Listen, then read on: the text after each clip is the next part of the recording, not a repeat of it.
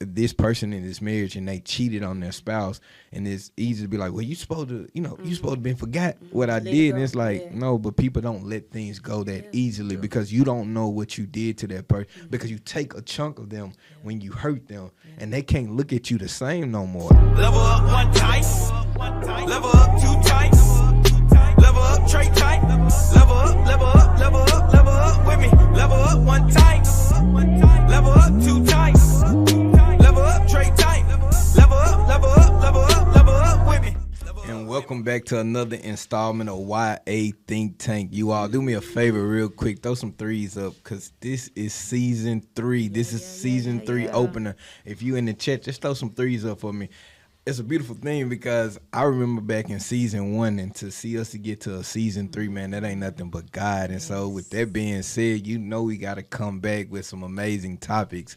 We done sat down for a while. We done took time to think. We trying to make sure that we bring some topics that we believe God is going to allow us to be able to help other people heal. And this is the other thing we always like to let people know. We're learning as we go as well. So, hey, you all are just on this journey with us. So, again, we appreciate you all. Do me a favor, text pivot to 27636 PIVOT. That way you can stay connected with everything that we got going on. But guess what? We have an after party. You know how we do it. After party is next, and we want you to be able to get that link. So real quick, we're gonna let everybody introduce themselves, and then we'll jump right into the topic. All right. What's up, everybody? Welcome to 2023. We are back in the room with the microphones and the people in the place to be. I'm excited to be back. My name is Nadia. I was supposed to introduce myself. That's my name. You know me, and I'm glad to see you. Glad you're here. What's going on, everybody? It's Charles DeLos III. Yes, it's the same thing I had on last episode. But that was last year. This is this year. So God be praised.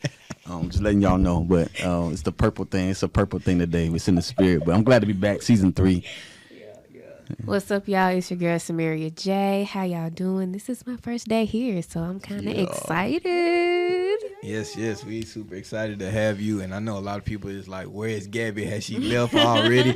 No, Gabby is actually in New York. She haven't left yet, but guess what? You're going to be seeing Sam face a lot. Yes. Don't look like this, Sam. She's here with us. She's holding it down. And you all know we sending our love to Gabby. Be praying for her, because we know that God has put her on an assignment in New York, and she's going to do a wonderful job. But since she's not here, we going to hold it down, all right? Yeah. And so you already see the topic. Let's be petty. You see Lance, and you see my boy over there looking like, man, it shouldn't hurt like this. And that's the name of today's topic. It shouldn't hurt like this. And we're just speaking through how you heal through church hurt and family hurt, a discussion that we think is very needed right now in these times, because especially in our generation, a lot of people are still trying to learn how to walk through forgiveness. A lot of people are still trying to figure out, how do I heal? A lot of people are still trying to figure out, how do I operate around people that have done me wrong? And these people are not just strangers. These people are not just people I see at work or I see walking through the church, but these are people that I've had strong connections with. And so it's different when people that you've been connected with, or you got something that you've shared with, and they be the ones that hurt you. And I think it's time that we had that discussion, because there are proper ways to heal, but at first we need to speak about, why does it hurt so much when the people that are the closest to you have that opportunity and take that opportunity to hurt you? And I don't know. How do we go from there? I think of the song, it's a thin line between love and hate, proximity.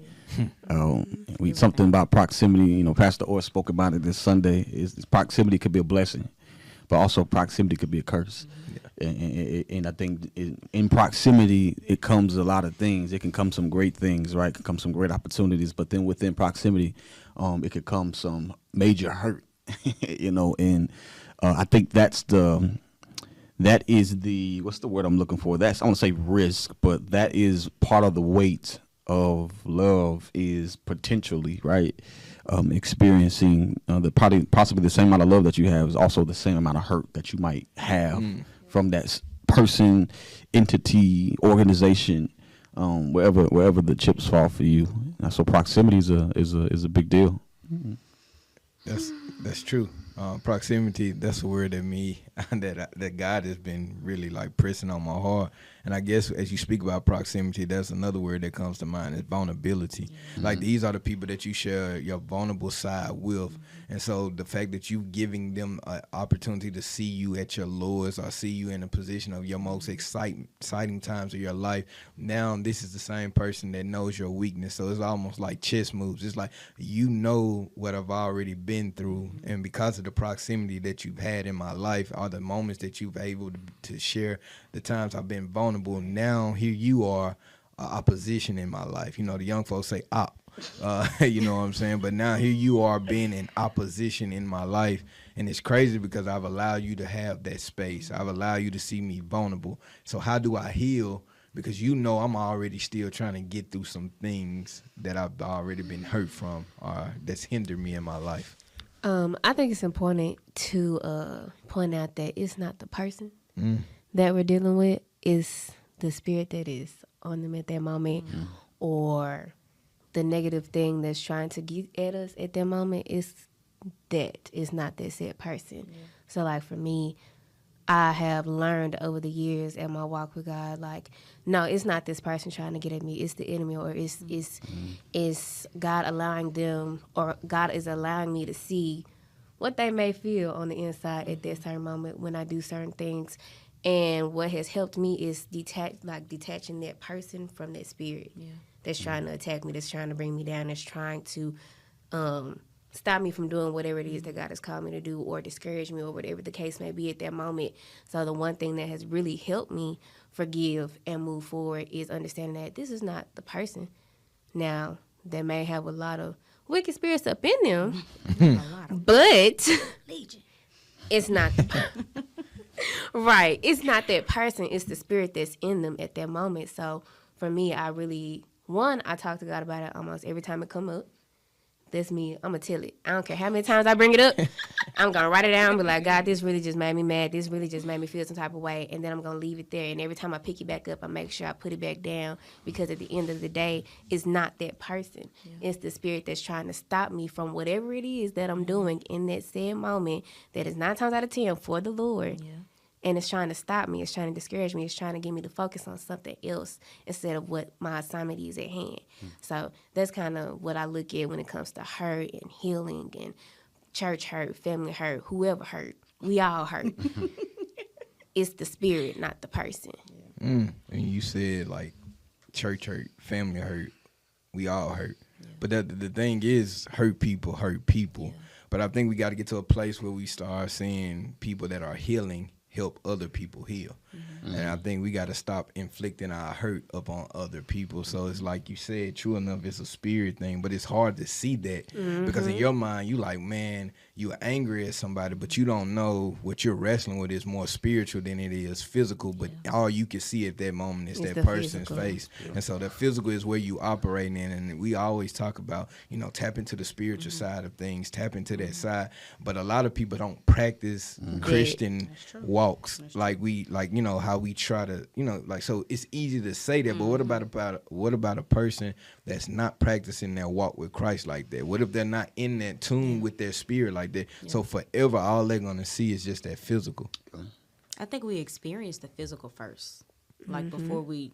And this is something that I talk to my clients about. I did a group session with my clients the other day about boundaries and how to implement boundaries, and, you know, when you need to flex them and when they need to be stronger. And somebody asked the question, well, what do you feel about the phrase forgive and don't forget? And people say that all the time. I'm gonna forgive you, but I'm not gonna forget. Like, I'm not gonna. And what I told them is what I have taken, and this is for anybody. When I remember, I forgive again. So I forgive you, and I'm not gonna forget because I'm gonna remember it. And when I remember, I'm gonna forgive you again. And a lot of my clients are not Christian. And I just had to tell them, because none of my clients know anything about my background. They just know I Miss Nadia. She come here, she talk to us, and it's just what we do. So I'm not able to give them anything spiritual. And I have to wrap spiritual things in natural phrases. When I remember, I'm going to forgive you again. And I'm going to remember in about 10 minutes. And I'm going to have to forgive you again. And then I'm going to remember tomorrow. And that's the thing about forgiveness is it's not over on Monday just because we hashed it out on Monday. I'm going to remember it tomorrow. Yes. And the goal is to forgive every time you remember it. And that's the hard part, especially when we experience pain physically first. Yeah. You being in the house with somebody who having an issue with your parent Yeah. or your spouse, Yeah. like your child, your best friend, your coworker, somebody you have to be around all the time, you're going to constantly remember that physical pain. Yeah. And when I remember that physical pain, I'm going to forgive you again. And it's going to be 6 years from now. And every time I think about it, I got to forgive you again. Because it's not like it's going to go away. It Right. might, it could. That's biblical. Maybe. It might, but if it don't, you gotta forgive again. You know, you don't get released from it just because the year has passed. No, what you Every said, day. but what she said was very biblical. If you know, because that's what God chooses to do. He chooses not to remember. It doesn't mean that He's forgotten what we've done. He just chooses not to remember. I remember the letter Paul writes to Philemon on the behalf of Onesimus, and he's telling him, he's like, "Hey, it's gonna be a process. He stole from you, but I'm sending him back. But what I need you to do is to forgive him. But listen, I'm gonna let you understand this. If you're trying to forgive him, forgetting is not going to help you forgive him. not at all. The thing is, what you're gonna have to do is be able to forgive, so that when the time comes, you are able to forget what he's done, or not, or put yourself in a position where you can't remember. Because it's like, say for instance, like you just said about a husband or a wife. This person in this marriage and they cheated on their spouse, and it's easy to be like, well, you supposed to, you supposed to been forgot what I Let it did. go. And it's like, Yeah. no, but people don't let things go that easily, because you don't know what you did to that person, because you take a chunk of them when you hurt them, and they can't look at you the same no more. And in that storyline, in that letter, he's trying to tell Philemon, listen, I need you to see him as your brother. I need you to see him not as the person that he was when he hurt you, but I need you to see him the way that I see him. And that's so hard to do, to look at somebody that hurt you in the way that Jesus see him. And it's like, what you mean, God? You know what I'm saying? Hey, like, big homie, you got to show me how I'm supposed to process this, because I don't know if I can look at them that way, because what they did, it hurt me. And it's not easy just to be like, that hurt goes away. Right. Because I don't know what type of hurt came from that infliction. Yeah, it's. I wanna shake the room a little bit. Shake it. Come on, Shake Chuck. the table. Because I think the word heal has been used in a lot of ways, and I'm trying to see how to phrase this in such a, I know it's a podcast, but we flowing, freestyling. Yeah. Are we really healing, or is that just a word that we use to give us enough time to live in what we want to live in? Yeah. I That's think. my business. Yeah, let's get spicy. I think a lot of times, like, even if I'm looking at social media, and all you see is heal, and I'm healing. Are you really healing though? You know what I'm saying? Like, are you just trying to show us that so that it can seem like you're living, you're going about your life, you're posting what you're doing, and you out here, you out there, or are you just really, or are you not like going through? Are you neglecting the fact that you are really hurt, and the word heal for you is just a space for you to reside in until you feel like being hurt again, or you want to live in that hurt? Chuck. I just feel like we use a lot of words and phrases these days to validate our actions that have nothing to do with the initial problem, So we put words but no action. Yeah. I think the word healing is thrown out there a lot, in a way that we don't really go through the full process of healing, or maybe we think we're healing, but until that person show up, Boom. and then it changed the way you were. You was over there enjoying that little smoked sausage at the barbecue, You get a little tense. right? Then they pull up. Drinking your cup Yes, or whatever. right, whatever it was, your stomach changed, your anxiety go, because now in your mind you like, oh, they here. And so when somebody can affect your emotions like that, then it goes back to what you saying. You ain't really healing. And so what about this word? Go back to the word proximity. Sometimes I truly believe God will remove you from some people so far, because if you're going to heal, you can't be around them. True. At all. That's very true. Because all it's going to do is set everything back. And so sometimes people keep saying, I can go. I ain't going to let nobody change my energy. I ain't going to let them change my energy. No, but every time they come around, have that proximity, they change your energy. They do. That's the power, I think, of proximity, right? It shouldn't hurt like this. Church and family hurt, as you see.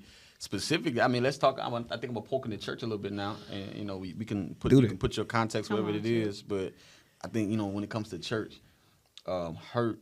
I'm so glad she made that point. Sam made a point about how just in terms of we say that it was that person, but it was actually the spirit. Mm-hmm. It was some type of spirit, and even in church hurt, we church hop, church watch, and you say that your church hurt, but you never had enough time to actually be hurt by a church.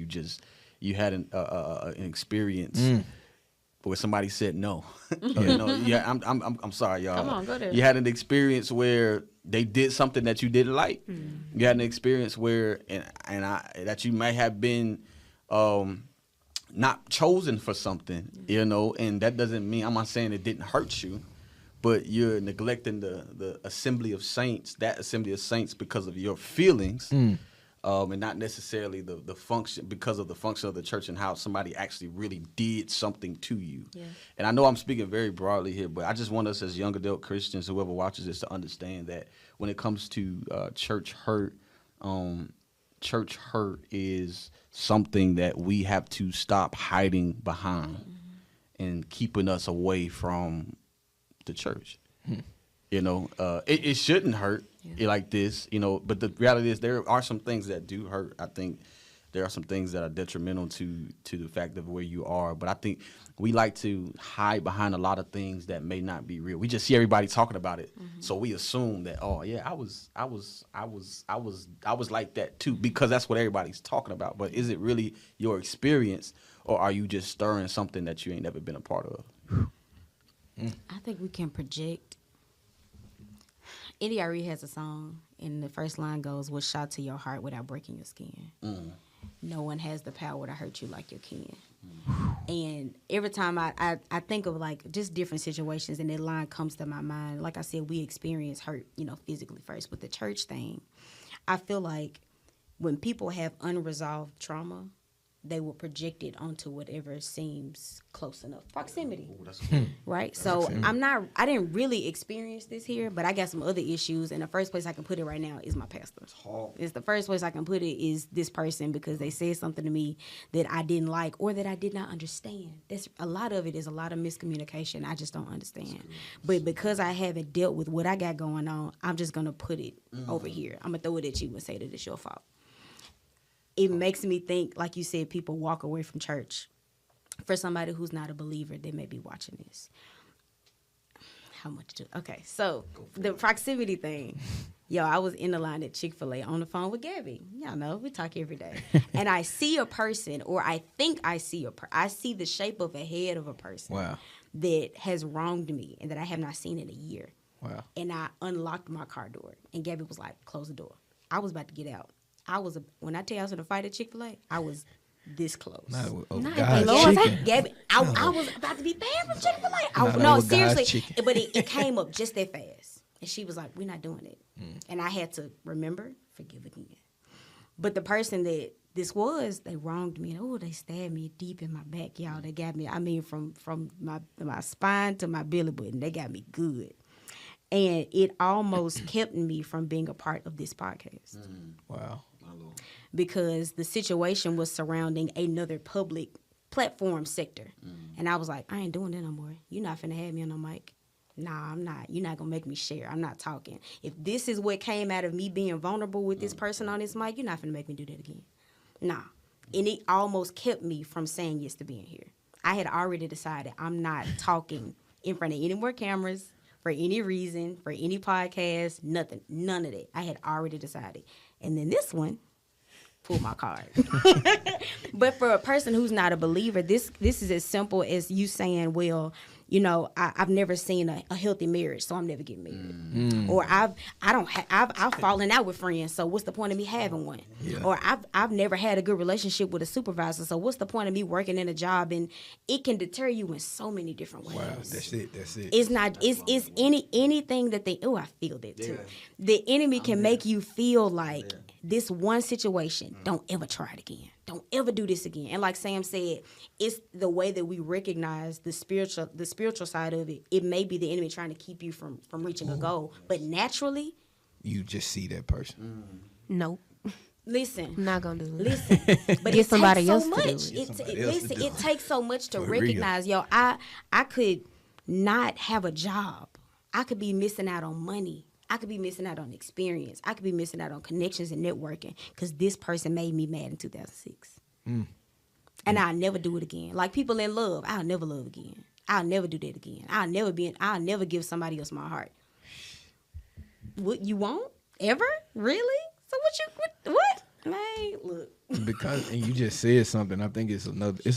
You said a lot, and it's a curse word that came in my mind called expectations. Man. And that's what happened with proximity. That's that's what why happened it with hurts so vulnerability bad. because you expected that person. Now, like out of all the people in the world, I expected something different from you. Because you knew better. And the part that gets me, and so what I'm not gonna do is let tears come out my eye on this podcast because I'm in a place literally I can tell you all that I'm growing in a situation, and so I won't throw it out there like, oh, I'm healed. Yeah. Because I know healing looks different. Yeah. And so I'm asking God to give me real healing, not that fake healing that sounds good. Yeah. And just that it makes me, right, you know, it makes me look strong. But the truth is, when I go home, I'm still mad. Or when I see this person, I'm still upset. But what I did understand is that it's expectations. And God keeps showing me, like, you keep putting expectation in man. And so church, I've learned, like, I've seen so many churches, been in plenty of churches, dealt with church people enough to know, like, church people going to be church people. Yeah. And I've also learned just because they in the church don't mean Christ is in them. Right. And so that's a difference. Yeah. I think mine's always come back to family because in my mind, we share the same blood, so it shouldn't be like that, right? Yeah. We should have something that should connect us to a point. We shouldn't ever have to experience any issues. We should be able to talk whatever it is out because the truth is I'm not perfect, so I can make mistakes. I may have said something that was wrong, but one thing about my heart, I know I'm very sincere about what I'm going to do, or I'm very sincere about allowing myself to be able to receive what has been given to me. But the truth is, it's just underestimating the fact that in my mind, I expected something from you. I expected you to forgive me. I expected you to come to me. I expected you to love me and my flaws. But the reality is that it's a word that we just been throwing out there, people. They still just people. No matter if we share the same genetics, we still are just people, and everybody don't operate in the same type of mindset because, again, just because we share the same blood don't mean we share the same blood. That's good. I mean, that's good. That's just real. And to those people who have been church hurt, family hurt, you know, I want to be sensitive to the fact that we're not neglecting that hurt. Yeah. You know, we're not trying to be like, oh, you weren't church hurt, or that wasn't church hurt. If you were hurt, you were hurt. Right. But we got to understand that if you do call yourself a Christian, there is a level of understanding the spirit aside from the flesh, and that there is another spirit out there that's trying to keep you away from the church, which is why when things happen, you know, it's easy to talk. I mean, I think about social media, right? I think about social media everything because social media is everything right now. And every time you see like something happening in somebody's church, and it's just so much people commenting and sharing it because people love to talk about church problems because they like to throw fire. You know, and don't go to church. Don't even know what happened. Don't even know what church. Don't even. It could have happened at somebody's house. You talking about look what happened? Salt on the shade. Listen, I can go on. But we have to be able to understand and recognize.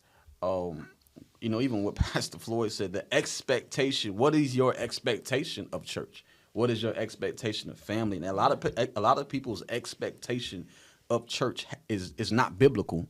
One, and it has nothing to do with the Bible. And so we have to be able to walk yourself back to a phase of understanding these two entities, church and family. I think, you know, what are those two things and how do they make you exist? How do you feel about it? But then, you know, when something happens that doesn't go your way, what is your first response? You know, and I think it speaks to one, spiritual maturity more than anything in terms of your first response. Now, naturally, look, hey, you know, just some things that's gonna go down. You know, feel me? You know what I'm saying? Just some things that's just gonna happen. But then again, there is a line of resilience that the believer has to live in. I think of the word meekness. You have the power to destroy this person. You have the power to to tear this place down, and you have the power, you have every right, you got the money to do whatever you need to do to get your justice, but you live under this restraint that I think only God can give you. And then that's where I think healing begins, right? Is understanding the power that you have, but the restraint that you live under, you know. That's hard. Yeah. Now he said a lot with that, and I know we getting close to the end because we got to get to the after party. But let's do this real quick, you all. Okay, we definitely talked on why it hurt. Okay, so in Chuck, Pastor Charles simply said it to us. We got to stop playing with this word healing. We got to stop acting like we healing, because if we are truly healing, you won't see so much domestic violence. If we are truly healing, you won't see so much black on black crime, since y'all like that word. If we are truly healing, we won't see police brutality happening in the way that it is, because those brothers will really be healing from whatever situation it is. All right, that's not what this podcast was for. You know, but here it is. Real healing would take place, but it starts in us first. Because when it starts in us, then it rolls on in our home, and in our home to our community, our church, Say it to again, the please. cities, to the nation, to the everywhere else. But it has to start here. So how do we start here? Any advice on how we start here tonight? How do we start here? Please, I'm gonna be honest with y'all, I don't know. please acknowledge it. They answer them. Acknowledge it. No matter how hard it hurt, no matter how many times you cried about it, no matter how many times you see this person and you still tense up like this, acknowledge it every single time. Because just as fast as you pick up the weight, you can put it back down just as fast. Just as fast as you pick it up, Put that in the chat. you can literally place it back down, because you know who's already there. Oh, I set you free. Look, because just as fast as you pick it up, the burden carrier, what the old folks say, the heavy load sharer. Amen. Like, he already there, ready to pick that offense up. Every offense that you just picked, because he didn't pick it up. You picked it up. Your flesh picked it up. Your feelings picked it up. We stay making t-shirts in here. Now, don't we? That was Look, it. like That was it. like you picked it up, but you have a choice to put it back down. And I think that's the thing that we're missing. It's a choice. Just like we choose to follow God every day, just like God chooses to love us every day, just like he chooses to forgive us and give new grace and mercy every single day. You have to choose to put that weight back down. You're making it hard, and it doesn't have to be, because the person that wants to make it easier is literally right there. I was reading in Psalms, 139? He said, even in my darkest place, there you are. Your light still shines even in my darkest place. Now, that's not verbatim, so the saints don't come for me. But that's what he said in Psalms 139. Right. So even in your darkest place, even in your frustration, even in your anger, that light is still shining. There is still something to be joyful about. These past couple of days has been crazy for me, and it's been very irritating. But I still had something joyful to look at. I had the opportunity to speak here. I still had that light shining, because at the end of the day, regardless of the frustrations that I experienced before I got to this place, I still had an assignment to look forward to. I still had some type of joy to hold on to. And I think that's something that's so important. So put the weight down, y'all. Ooh, can I say this real quick? You just said something. So even when you when you put down the heaviness, pick up the joy. Yeah. So when you can pick it up. Replace what you put down. God is saying, I'm leaving your hands open to put peace back there, to put restoration back in there, to put joy back in there. Come on, bring it. Bring the Bible. It says lay aside Every weight that does so easily. Oh. I'm glad y'all can quote it correctly, because, baby, it don't matter. They get it. They get it. I think that's it, y'all. It shouldn't hurt like this. It shouldn't hurt like this. It don't have to hurt like this, but it hurts like this because if we acknowledge the truth, it's because it happened from people we didn't expect it to. And then this is the other thing I love about our Lord and Savior Jesus Christ. He never allowed himself to think he was immune to anything. And I think that's what we Yeah, do we miss with that. people that we get vulnerable with. We think that we're immune to getting hurt by them because we've been vulnerable. We share something. We've been intimate with each other. Ain't no way in the world you can hurt me. But Jesus, even he came to his Father and said, remove this cup of suffering. He was like, because I know I'm not immune to it. But he understood the assignment is still to get on the cross. Oh, yeah, we're going to take it there. He understands the assignment to still get on the cross. And I think that's what we got to realize, you all, in our expectation, that we're still not immune to the things of this world. We're still not immune to people that we love hurting us. We're not immune to it. And I think in there, I believe that's where we start. I think that's where we start, realizing that and acknowledging that. But you all check this out. Let's go to this after party because I know you got questions. I know you all want to jump on this. Jump on it. Come on. We about to take it a little bit deeper. And matter of fact, if Gabby ain't got nothing else to do, she going to hop on here too with us. So you going to have these two queens and Gabby. Oh, man, it's going to get crazy. And then you got my boy from the Shy. Listen, this is a bishop, you all. This is a real bishop. You know what I'm saying? Like he's an anointed bishop. Oh, he's on there too. He's oily. So it's nothing but oil on this table. But guess what, you guys? We appreciate you all coming here, but we finna go to the after party. Do not waste the time.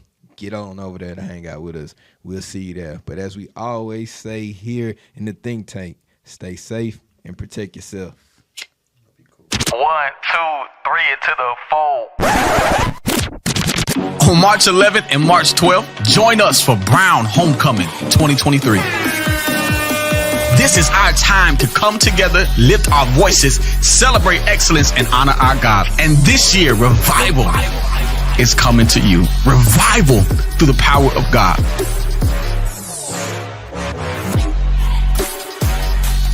Y'all pray for me because I'm going to be sharing that whole weekend. Come here, child of God. Let me tell you something. Instead of worrying about what people say, you need to trust what God has already said. Listen, I know there's a lot of news. I know social media is hot. I know we get things straight from the second, but you need to understand something. You need to stand on the word of God. You need to stand on his truth. Wednesday, March 8th, we have a How Are You Mentally session led by Kim Jackson. Y'all know it's important to check our mental health. And Saturday at 10 a.m. we have the college career fair tailgating step show, all that in one. Yes, I need you to meet me Saturday at the main campus at 6 p.m. Sunday morning at 8 at the main campus, and then meet me at the South Campus at 11 a.m. It's gonna get loud, so please meet me for Brown Homecoming 2023.